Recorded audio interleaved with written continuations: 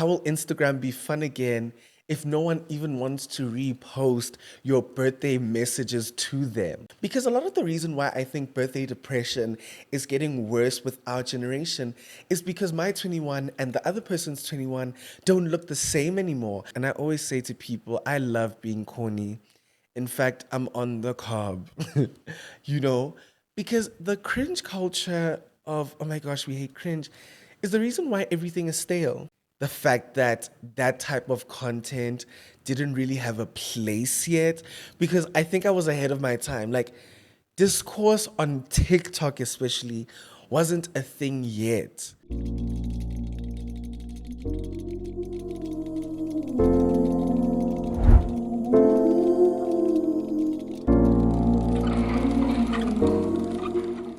Good afternoon, my big stars. It's me, the brightest star, Lethabo Maluke, the host of your favorite podcast, Young, Popular, and Opinionated.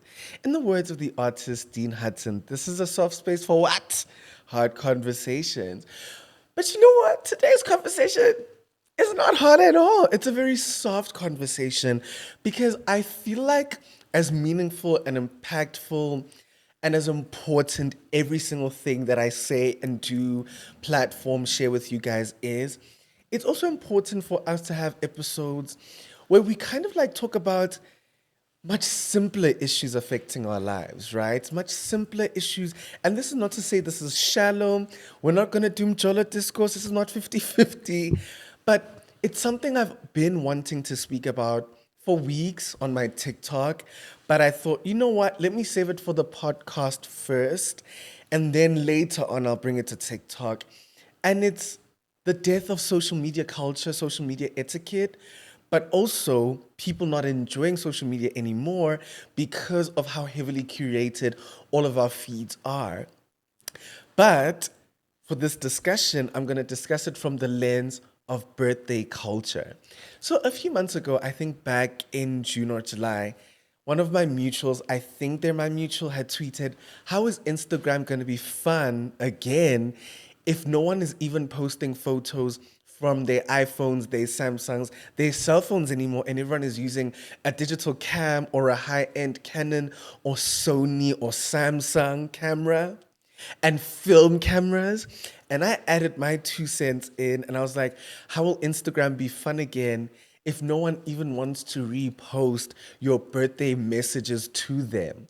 So obviously people cooked me for a little bit, but I still stand by that because I guess, I know how to read the room, I know how to read a crowd.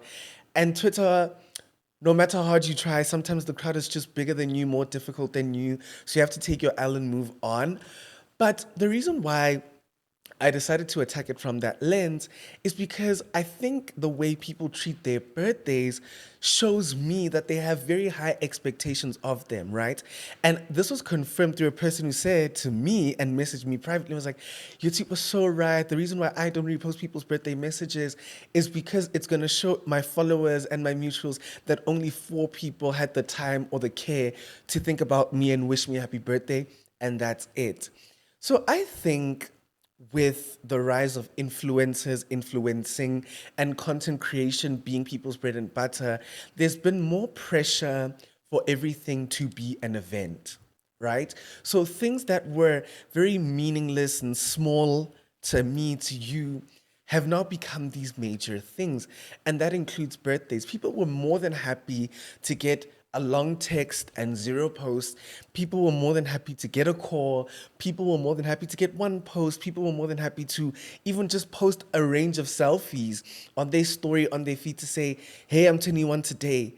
But the first problem is everyone has a birthday photo shoot, right? Which already, I think, puts a lot of pressure on people who cannot afford them. Because a lot of the reason why I think birthday depression is getting worse with our generation is because my 21 and the other person's 21 don't look the same anymore. I mean, I'm 21, but I'm a content creator. I recently graduated, and now I'm a podcaster. But with that being said, I'm unemployed, and when I say unemployed, I don't mean it in like, oh my gosh, like I'm jobless and I have nothing better to do during the day. That's why I'm speaking in front of a mic. But to say that, as much as I love content creation, I think I would love the stability of a 9 to 5 like I previously had, but obviously with a better working environment, right?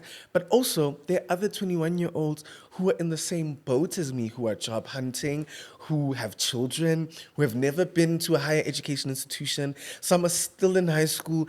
And so when you first see someone with this heavily edited, heavily expensive makeup, wardrobe, styled birthday photo shoot, already you're thinking to yourself, other people can look forward to the ages that they're turning because there are things that are worth celebrating, and you feel like you're at an age where there's nothing worth celebrating in your life. Number one. That's the first issue. But number two, I think when it comes to comparison in the social media game, people often forget context and nuance as to why I am a have not and why they have, right? For example, if you are self conscious because only 3 people remember to wish you happy birthday, or only 4 or 3 people cared to say happy birthday to you, you need to ask yourself, how many people do you interact with on a regular basis? Is it those 4 people? Number one. Number two, how many followers do you have? 200K or 200? And this is not to diss your 200, but social media doesn't necessarily mean everyone has to have the desire to be popular. You can just want to enjoy social media as a consumer and not a creator. Right? The next thing is the person that you're comparing yourself to who has 100 wishes on their story and it's like dot, dot, dot, dot, dot. Are they in marketing? Are they a cool kid? Are they a fashionista? Are they a celebrity private chef? Are they someone whose visibility depends on their bread and butter? Do they need to be seen and known to make a living? Why are you comparing yourself? You know, that's the first thing, and people don't think about that. But then the other issue with birthday culture as it relates to social media is that a lot of people feel like their friends don't put in the effort to celebrate them. Like, I think a lot of the birthday dinner discourse, the why should we contribute to your birthday dinner, why shouldn't we contribute, is because a lot of you see content creators who, from the moment they wake up on their birthday, their other content creator friends knock on their door. They surprise them with pancakes and candles or a cake and flowers. And then they spend all morning in their pajamas in this high-end apartment. And then they go for an impromptu birthday lunch and then come back and then go for a proper birthday dinner. Then the following day, over the weekend, they might rent out an Airbnb, or they might spend the entire weekend in Cape Town, in Durban, whatever the case is. And then you compare yourself to that, not forgetting that your friends are not as privileged as those content creators. Because I always say, the content creator is privileged and is hanging around other privileged people. Do you get what I'm saying? But you understand your circumstances and the circumstances of your friends. You know what you and your friends can afford on a daily. I mean, you know, in res, you and your friends literally have to scrape money together for a quota. But all of a sudden, you have these expectations that on your birthday, your friend must also pull up to your crib with these very expensive bouquets and these expensive gifts. You know their situation, you know yours. And the same thing goes for birthday dinners. There's this pressure for people to have these high-end curated birthday dinners that they see on social media. And they often have to pressure their friends into spending money, forgetting that, guys, the content creators who are having these curated birthday dinners, they have the funds, their friends have the funds. You want your friends to go to, what's an expensive marble? What's another one? Is Actai considered high end? It is a bit pricey because I remember having squid heads and like wine, and I still spent more than close to 300. So I consider that pricey. Mama Samba, Proud Mary, they're pricey. And you want all of these things that can have this, that can add to this curated image, because you're forgetting that, again, the people you're comparing yourselves to, they have the funds, they have the means. But also, here's the other thing about comparison and everything being an event. I think social media people, users and creators alike, consumers and creators alike, are tired of living in extremes. And I think that's why vlog culture is so popular at the moment. When you think about it, I don't really agree with the statement that people on social media only celebrate their highs. I don't think that's true. People show us their high highs and their low lows. Social media is like a bipolar brain, right? In the sense that people come to social media when they have a huge thing to celebrate, but they also come to us when there's this huge tragedy. We open social media, people are crying or they're laughing. We don't really see the in between, the mundane, the ordinary, right?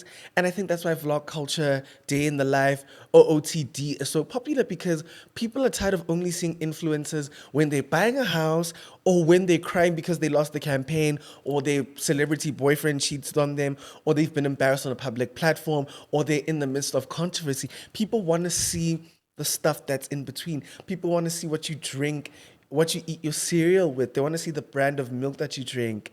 They want to see the brand of toilet paper that you use. They want to see the kind of sheets you live in. They want to see what you spend your day doing, the shows you watch on Netflix, what brand of ice cream you love to snack on, what, I don't know, what brand of chips you love to eat during the day. Do you love pretzels? They love to see that. But that's also a problem because the day to day also has to be an event. And it also has to be aesthetically pleasing. Because if you think about it, as much as I love Grace Mondlana, I've met her, I think, once or twice. I literally met her outside this very studio a few weeks ago. Actually, I was actually going home because I always leave like before everyone because, you know, hey man, I have things to do sometimes. Sometimes I have things to do. Sometimes I'm not like, an idle mind. Sometimes I'm loitering the whole day. And I was walking out and I met her. She's a lovely person. Love her down. But anyway, I love her content, right? But also people love the fact that there is an element of luxury. There's an element of, I love her, how clean and organized she is, because people want something that is like slightly below or above their reality, but nothing that matches it, right? If her reality wasn't slightly better than theirs, then people wouldn't tune in because where is their event? Because when you think about it, Grace Mondlana making her bed is an event. Her cleaning her apartment is an event. The cleaning product she uses is an event. Her grocery shopping is an event, right? And I understand that's the economy of content creation. You have to turn these moments into something that is consumable. But now that's the thing with people not understanding context and that difference is that because Grace Mondlana's cleaning is an event, people also feel this depression because their cleaning routine is literally maybe just a bucket, pine gel, water, kya mopa. And that's it. And then I pack away things, that's it. I change my bedding, that's it. Do you get what I'm saying?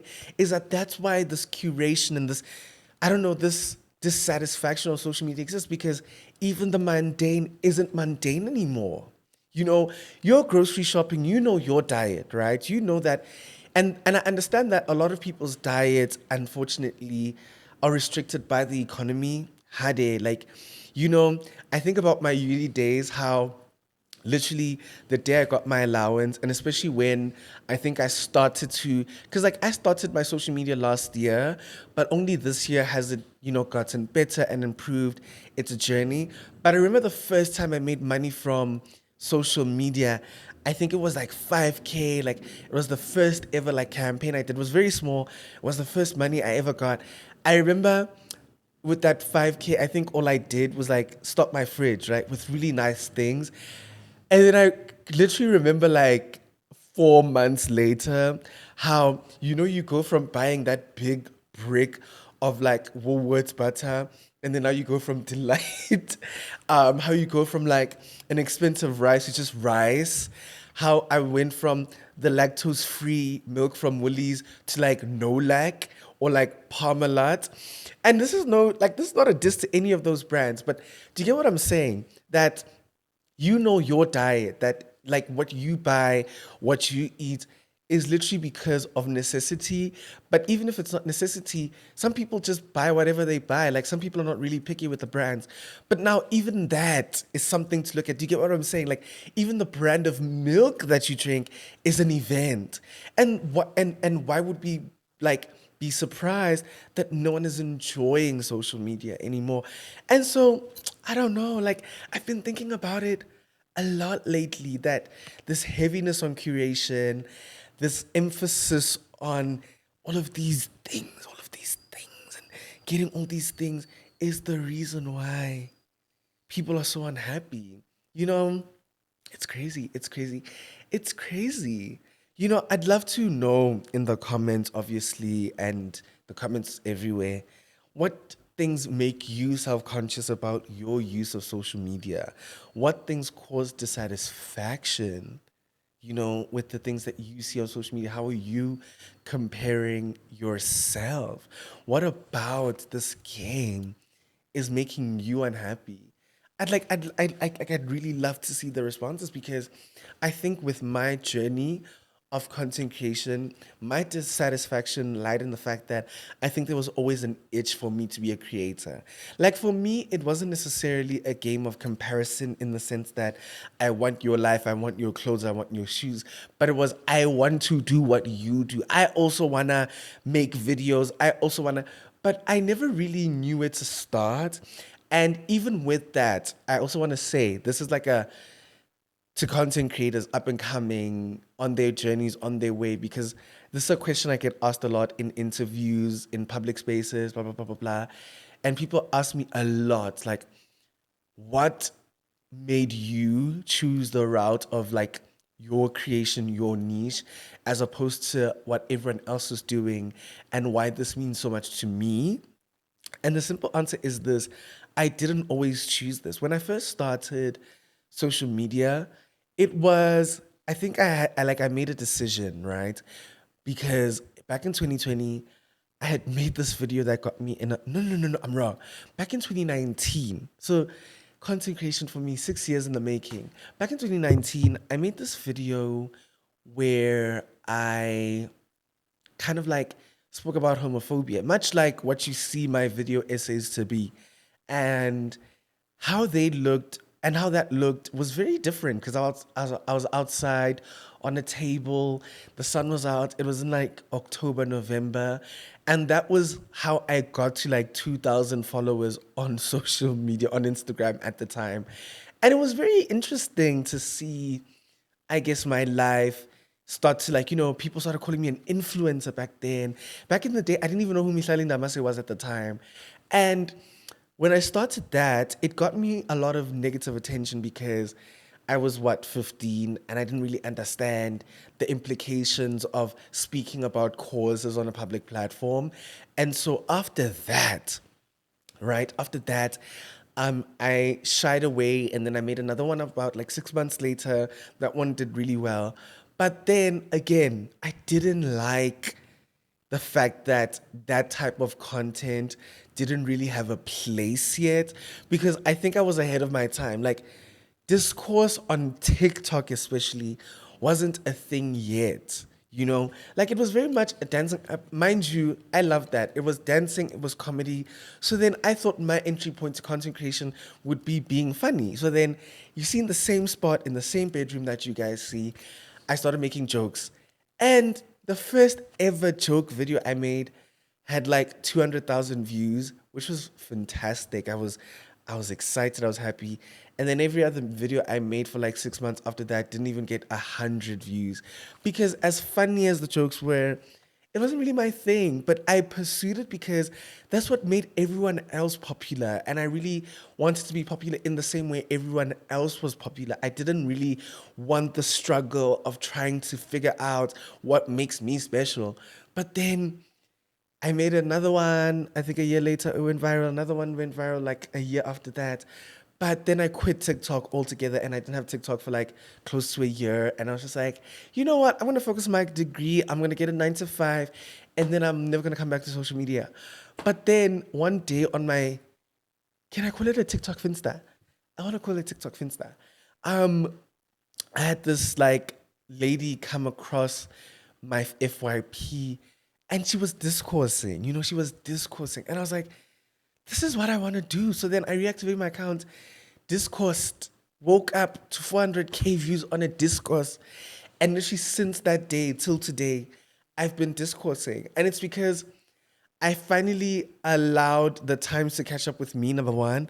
But number two, I finally let myself create. I think another problem with a lot of why some people have such dissatisfaction have and pass off such heavy judgment. Like, I'm not sure if you guys saw, but there was this other lady who was berating black female influencers. She was like, she was calling them bitches and calling them females. It sounded very manosphere, mannish, very we them boys,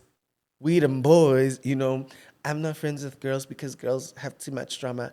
And a lot of the disparaging comments she was making, she was like, oh my gosh, these girls, oh my God, they're all bitches, they're all shallow, hey, they're all one paycheck away from being homeless. If one of them don't get one more campaign this month, they're gonna be asking for handouts, they're gonna be asking for galaxies, hey, they're all insecure. And she could have like structured the conversation in a much more meaningful way because the whole conversation just came across as her being mad that she's not an influencer yet. And she doesn't understand that when you're a content creator who doesn't fit the conventions of lifestyle or comedy or dance, it's gonna take a while for you to really settle into brands, campaigns that make sense for you. Because I, as a content creator, feel very misunderstood. Like sometimes I get campaigns where I'm just like, do you guys even know what I do? Have you guys watched a single video I've put out? Because the thing is, I know I can dress, I know I can do this, but I was very reluctant to like join the bandwagon of all these other things that come with content creation because I feel like the same way a vlogger, a fashionista is allowed to excel as just that without having any additions, I should be allowed to excel and get deals as someone who makes discourse. And obviously socially conscious deals, I'm not saying they must make me do makeup or whatever, but something that aligns with that. And I think that creator isn't in the space where she sees it the way I see it because a lot of her content is her sharing her opinions, her takes. And she has her most viral videos pinned. And I'm like, girl, virality matters to you. Don't berate the girls who are just more viral. And also, you can talk about how, yes, sometimes influencers are agents of consumerism because I think they've popularized matcha. Guys, I had matcha last week, Monday. The meal I had, absolutely fabulous, stunning, fantastic. Wow. 10 out of 10, no notes. The matcha, got a moringa. The matcha tasted like moringa. And I blame and it's because of the influencers. The influencers drink matcha every day. In Rosebank in Cape Town, they drink matcha in Belito. In Belito. And I thought the matcha was great. Guys, get moringa. It's just moringa. But that, you see, we can have conversations about that like sometimes they're consumerist agents. Sometimes, yes, influencers are also agents of plastic surgery type of consumerism where they kind of like glamorize BBLs and profit off of people's insecurities. But influencers who are simply trying to make a living are not your enemy. They are just like me and you. They're just like me and you. And I think you guys overestimate how much these people really make. Just saying. Just saying. But that's what I'm saying. That some people's insecurity and hatred of social media lies in the fact that people are doing something that they're scared of doing because they think it's oversaturated, they think it's overrated, they think it's cringe. But they also think, you know what, it's not worth it. And I think one of my next points, I don't know if it's going to be one of my last, but let's see how it goes, is about the cringe culture of social media. I think social media has done this very weird thing of platforming edge lords, right? People who hate on everything. I always say, if your niche is hatred and complaining, then you suck. I think a lot of people see what they do as critical as it's not. You're just afraid of the cringe. And I always say to people, I love being corny. In fact, I'm on the cob, you know, because the cringe culture of, oh my gosh, we hate cringe, is the reason why everything is stale, right? Back in the day, people could influence the culture and shift narratives because they were themselves. We followed people, we wanted to be like people because they were themselves. But nowadays, everyone is the same. Not to throw the gays under the bus, but you see the way like fashion in the Johannesburg gay scene has taken shape. You know how like everyone is wearing like berets with a vest and those black jeans from H&M, and that's how everyone in the building looks. That's effed up. Like literally the other day, someone said that I'd pull more guys if I sexified myself in these spaces. By sexify, like show my shoulders, blah, blah, blah. Because I remember I posted a video wearing a vest, a Nike vest, after a hike. And people were commenting, oh my gosh, like you have a sleeper build. We never see because all of your clothes are huge. And I was like, guys, I'm sorry, but like, I'm not gonna fall for the trap. I need to dress for myself and be whimsical and quirky. Why am I sexifying for myself for niggas I don't even know? They don't know me, I don't know them. But that shows you that people would much rather identify with something because it's safe than live out of the conventions of social media, because there's algorithmic bias for people who dress like that. Like the photos translate. It's not just about how it looks in real life, right? It sells in the spaces, but it sells on social media. People are looking for things that look the same while simultaneously complaining about everything being the same and stale, right? But what I was saying is that when you think about social media trends right now, think about all of your popular sounds. Think about all the songs that go viral. Even think about fashion creators, and I'm not talking about people who are. Think about your real life, earth shattering fashion creators. I think Ntabi is her name. Think about her. Think about Nadia Tijel. Think about creators like that, right? No one resembles what they do. Think about Leke even. Like think about Skomota.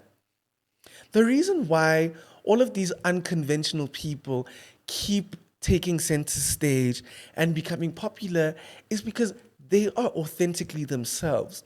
They didn't start social media with I have to find the niche, I have to find what will pop. They just exist and they pop. Whereas everything that we do is so calculated. Do you guys get what I'm saying? That's also like the gap with the dissatisfaction is that the people who are truly changing the game just exist.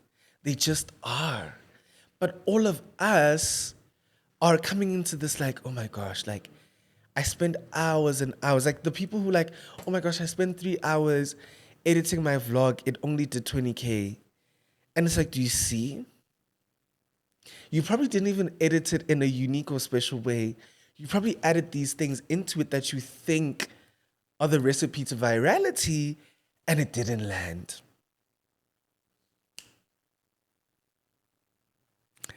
Yeah. Yeah. Yeah. This was a great chat, guys. This was a fantastic and stunning chat. Like, as I said, this one wouldn't be too dense, it wouldn't be too long, but also I don't want to like get into a rant and like, if I feel lost in the conversation, then go into other things that are not related to the topic.